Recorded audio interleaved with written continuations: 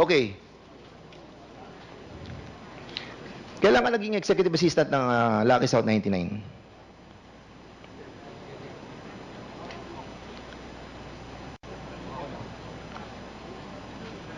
Kung pagbabasihan natin yung mga dokumento, November 2019, incorporated ka na doon.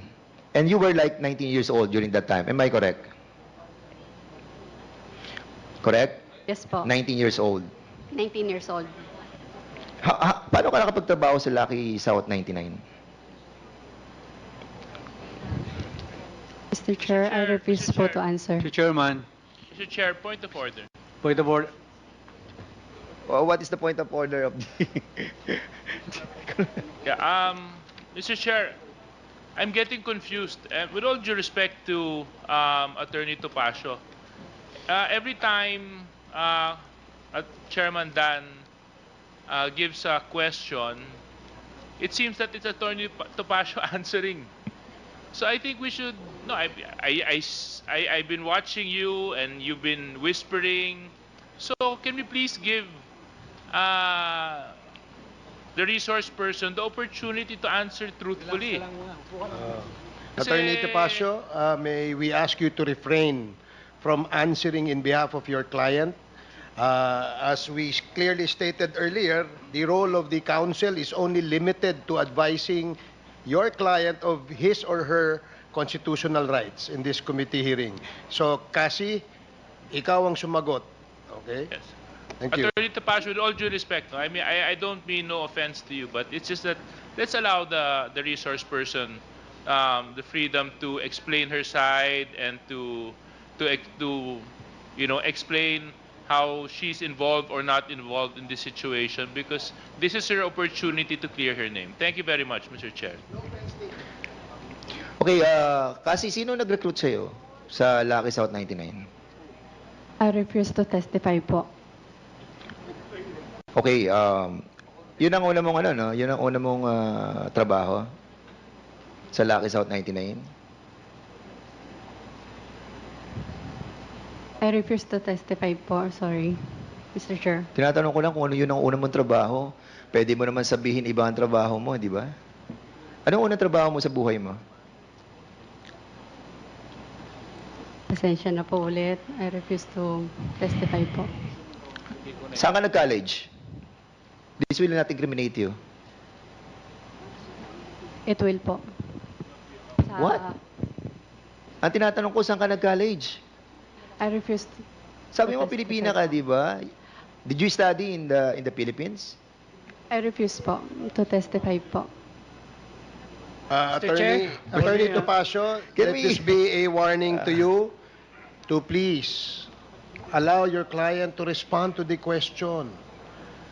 We will, these are simple questions. Tinanong lang, saan siya nag-aral, saan siya nag-college? Right against self-incrimination? Please. This is a warning, Attorney Topacio. And let her answer. Kasi, Mr. Chair. sagot mo lang ng tama ito dahil yung tanong na kung saan ka nag-aral ay hindi naman incriminating sa'yo. Bakit refuse to answer? Mr. Chair. Papipilitan kami i-contempt ka. Mr. Chairman, parang Yes, yung sa paper ni Cassandra, pero nakagad sagot na pinuturo ni Attorney Topacio eh. Di ba? So I will give you another chance, Attorney Topacio. Mr. Chairman. Please proceed, Congressman Fernandez. Okay, I'll be asking Ronaldin Baterna. Ronaldin Baterna, in the last hearing, you were testifying, no? During that time, you told us that you have a checking account. And this checking account, yung checking account na pinirmahan mo, sinabi mo binigay mo kay Cassandra, di ba? At yung milyong-milyong piso na dumaan doon sa checking account, sabi mo, ibinigay mo kay Cassie. Is this correct? Yes po, Mr. Chair. Okay. So, Cassie, ang sabi ni Ronaldin Baterna, who happens to be in the Lucky South 99 and in the Wilwin Corporation. Binigay niya yung mga cheque sa'yo at maraming milyon-milyon ang dumaang pera dito. So, ginamit mo yung checking account. Pasensya na po talaga. I refuse to testify po. Mr. Chair. Mr. Chair. We'll change na lang the question if she feels that it will incriminate her. Okay, We will with the be... indulgence of Congressman Fernandez. Yes, is this a short interjection? Mr. Chair, Please proceed. I move to cite Cassandra in contempt. Second. There is a motion to cite Cassandra Ong in contempt for Mr. Chairman, violation of Section 11, Paragraph A and C of the Rules of Procedure governing inquiries in aid of legislation. Duly seconded. Do I hear any objections? Mr. Chair. Hearing none. Mr. Chair. Apologies, Mr. Chair. This is not an objection, but just a manifestation. In the spirit of due process, may we ask that the witness explain why she should not be cited in contempt? If she has any reason We'll whatsoever. give her that privilege. As, Thank you very much, Mr. Chair. Chairman, Picture 3, ilagay mo yung picture 3. Kamo kaya kay JR. Picture 3. Chairman, just a point of clarification. Okay. Okay, Congressman Paduano. Thank you, Mr. Chairman. Mr. Chairman, before we rule with the motion that was made by Chairman Co-Chair Abante, kasi there's a contempt order now for Miss Cassandra Ong, in which her violation is refusal to be present in the previous hearing until he was cited in contempt, Mr. Chairman. Now, what will happen to that first contempt order of this committee, Mr. Chairman? So, dalawang contempt? This is the first. The motion made by Congressman Abante has not been ruled yet Yeah, that's why because there was an interjection by Congressman Gutierrez, and then the chair recognized Congressman Paduano for your interjection as well. So there's no decision yet as to the motion to cite her in contempt. Now, if there are no other obstructions, can we now rule on the motion? Mr. Chairman, Oh, yes, please. what will be the proper position with regards to my query? That this is the first time in the history, in my 11 years in Congress, for those cited in contempt, 2 contempt orders. Mr. And I'm Chair. just checking the process on our internal rules. I will never object, Mr. Chairman, but what I'm saying is, we have already issued a contempt order for Cassandra Ong. Now, if we will approve that motion by Congressman Chairman Abante, sabi ko nga, this will be the first time that a resource person was... Mr. Chairman, can I move for 1 minute suspension? 1 minute suspension.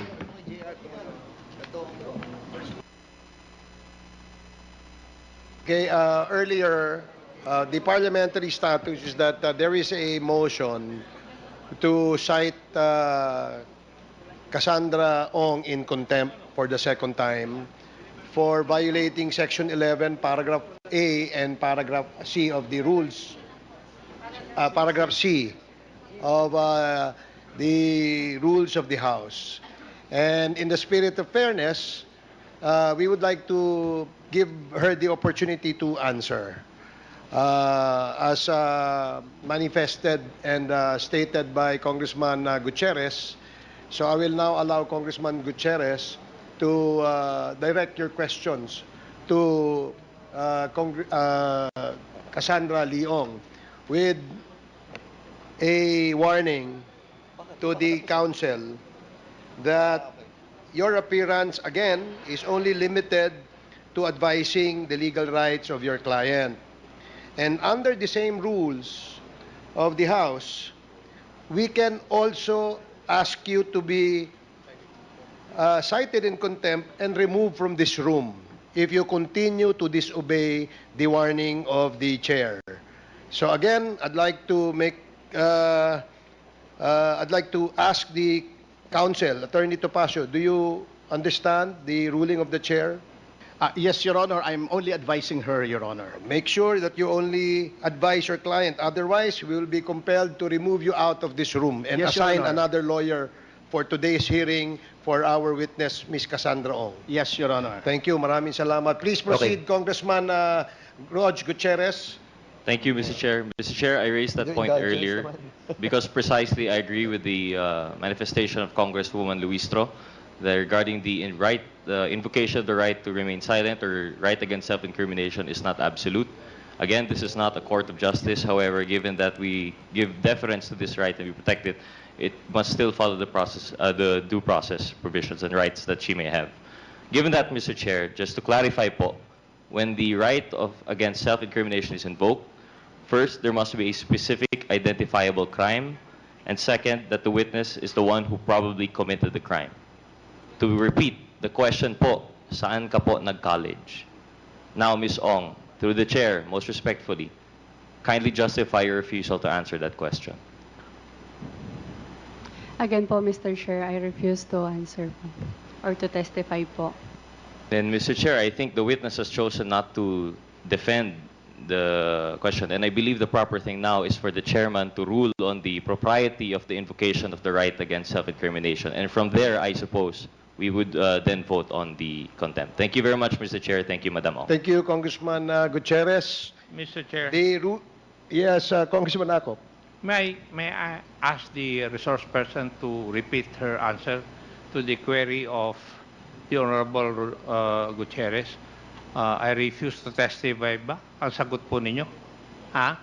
Testify po. You refuse to testify. Yun po ang kasagutan ninyo doon sa katanungan po ni Honorable Gutierrez. So you refuse to testify. In other words, hindi ka na sasagot. Opo. Mr. Chair, Mr. Chair. Mr. Chair, just in germane to that, just an observation. Yes, just an observation po, Mr. Chair. After the motion was raised, citing her in contempt, Congressman Roger Gutierrez asked the chair to allow the witness to explain to the body why she's refusing to answer. Now, Ms. Ong, ang sinasabi lang po ni Congressman Rog, bibigyan ka ng pagkakataon, explain sa amin kung bakit mo nire-refuse yung mga simpleng tanong tulad ng saan ka nag-college na hindi naman ho talaga siya incriminating. So yun lang ho yung binibigay sa iyo para maintindihan ho namin kung bakit ayaw mong sumagot. Binibigyan ka namin ng pagkakataon, i-explain po sa amin kung bakit ganyan yung asta mo na ayaw mong sagutin. Maski yung mga simpleng bagay like pag tinanong kita anong favorite color mo, sabihin mo, I refuse to testify. So bakit ho ganon yung inyong asta ngayon? Marami pong reason. Una, under oath po ako dito. And possible po siya magamit against me in the future po. Mr. Chair, if I may. Mr. Chair, If the lady, Miss Catherine Leong, refused to answer, no? May I be allowed to ask the documents that they filed in PAGCOR to prove, no? Oh, I'm sorry. So we still have a motion. Mr. Chair, There is. Oh, I'm sorry. I'm Sige, just waiting okay, for go ahead. the members to... Mr. Chair, Is this related to the motion, Yes, Congressman yes. Abante? I just would like to say that we have spent too much time with one witness. So therefore, the motion has been said, and there is a second to it. So, Mr. Chair, please make a ruling now. Okay, thank you for Mr. Chair. saying that. Parliamentary inquiry, Mr. Chair. Since Ms. Cassandra Leong is already detained in the House, this second contempt will mean detention where? Wala pa.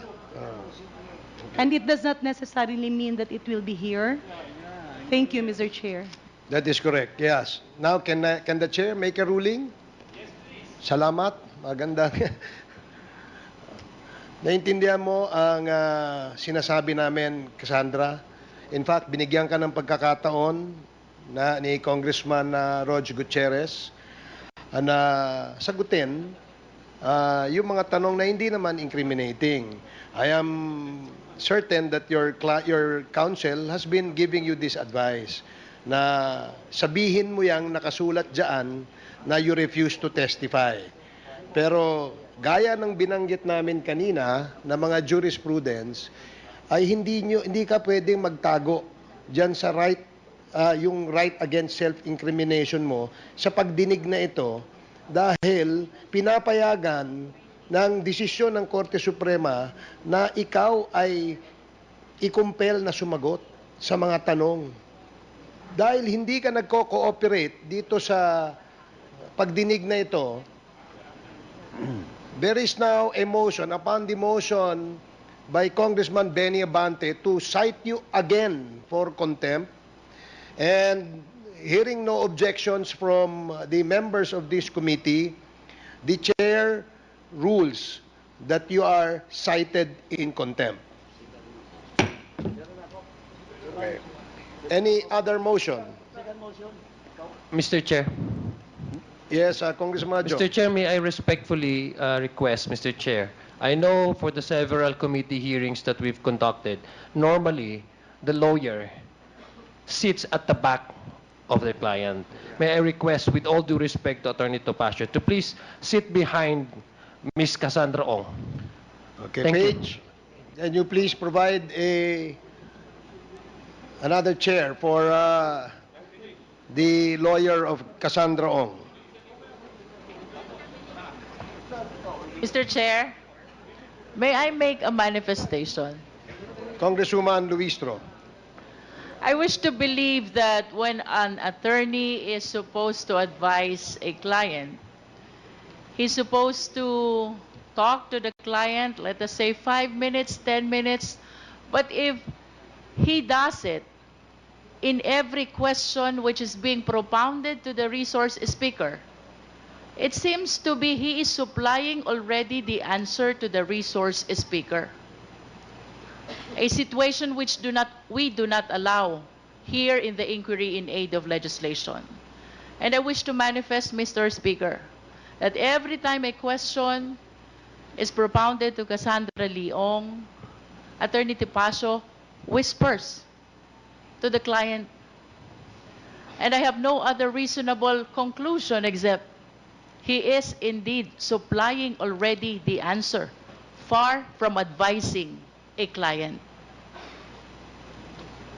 Thank you, Congresswoman Luistro. Naintindihan mo ang sinabi ni Congresswoman Luistro? Yes po. Okay. So, pwede ka nang sumagot ngayon sa mga tanong sa'yo. Please continue, Congressman Dan Fernandez. Are you ready to answer? Yes. Still have a second I'm sorry. motion. Yeah, correct. Okay. Is there any motion? Thank you, Mr. Chairman. For the second motion, Mr. Chairman, I move that Ms. Cassandra Ong will be detained in the duration in which until the committee report will be adopted in the plenary, Mr. Chairman. And it follows that the investigation will be terminated, Mr. Chairman. There is a motion to detain her as long as this committee hearing of the Quadcom completes its investigation, which as of this time, as we speak, is still undetermined as to the number of days.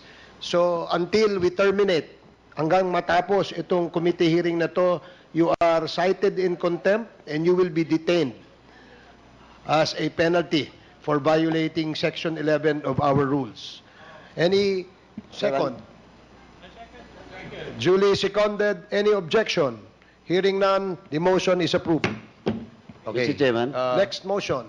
Mr. Chairman, with that, Mr. Chairman, I move that since the congressional facility for detainees is too crowded, I move that Ms. Cassandra Ong will be detained in the Women's Correctional Center. So move, Mr. Chairman. There is a motion to detain Cassandra Ong at the Women's Correctional Center located at Mandaluyong. Mandaluyong.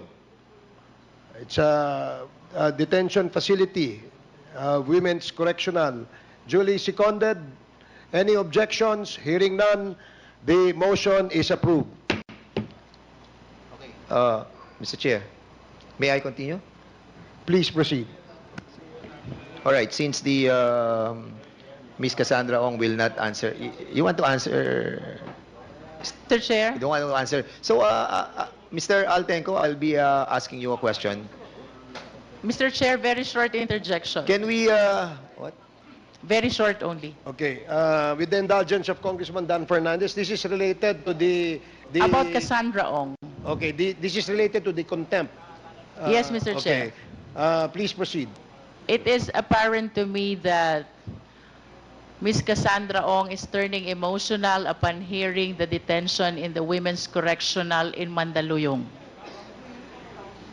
And you should really worry about that, because the facility is entirely different from the detention that you are experiencing here in Congress. I wish to ask, Mr. Chair, if Ms. Cassandra Ong is willing to avail of the executive session to give us the chance to reconsider the earlier contempt order, Mr. Chair. Okay. Thank you, Congressman Luistro. Gusto mo ba mag-avail ng executive session na kung saan ay ikaw ay magko-cooperate sa aming committee sa investigation na ito?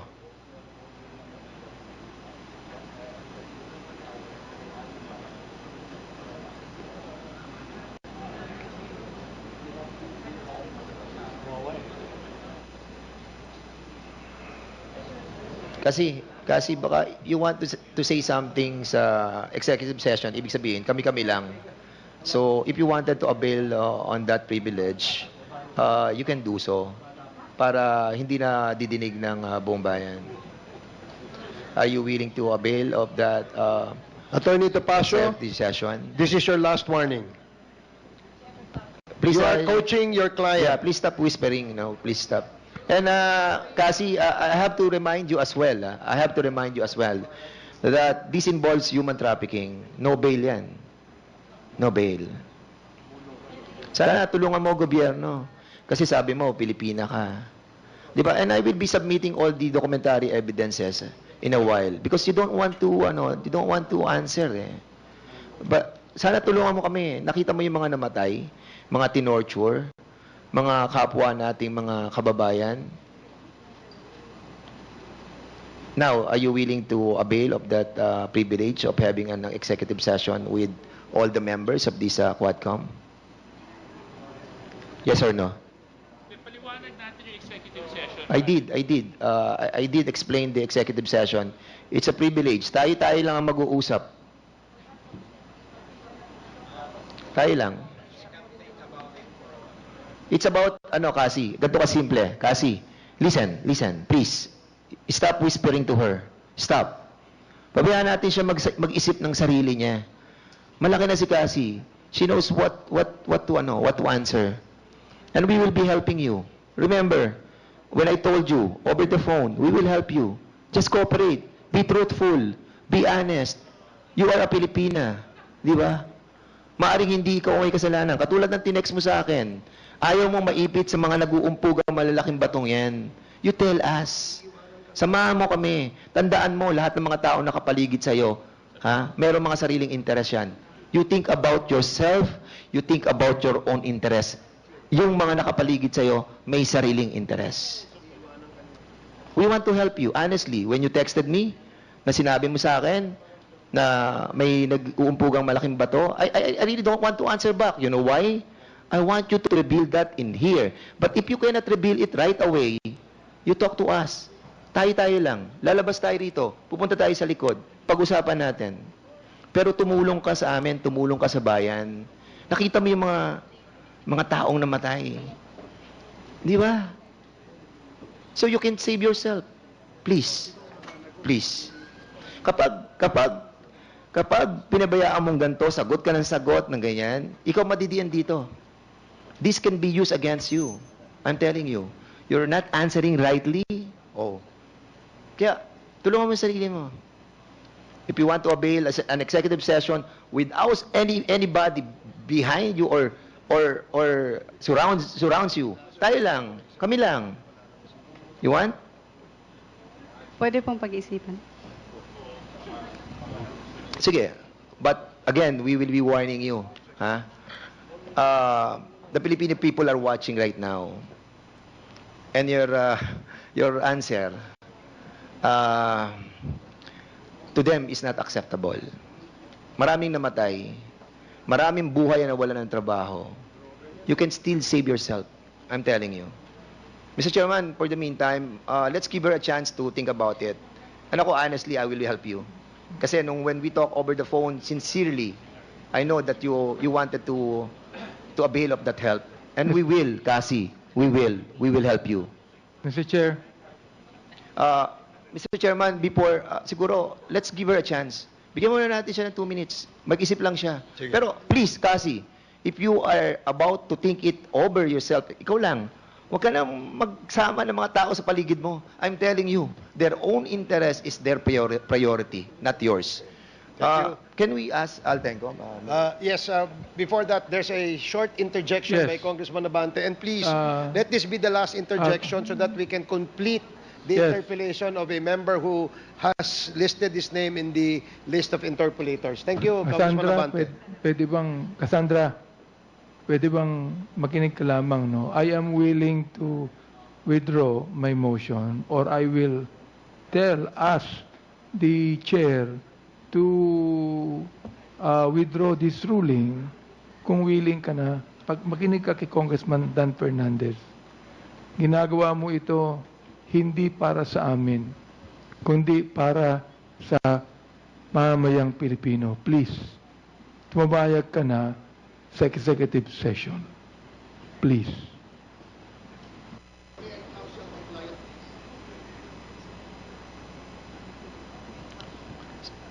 Mr. Chair, the resource speaker is asking for a time for herself. And I think when she said that, it's incumbent upon everybody to respect that. So let her think by herself. Huwag na nating isama itong mga nakapalibot dito. Nako-confuse yung bata eh. She's still so young. 24 years old. Di ba? Accepting so many. Cassandra, we wanted to help you. Really. Honestly. Sir, can we proceed? Please proceed. Don't allow Cassandra na malapitan po ng ano. I mean, bigyan po natin ng pagkakataon yung sinabi niya na she wanted to think about it herself.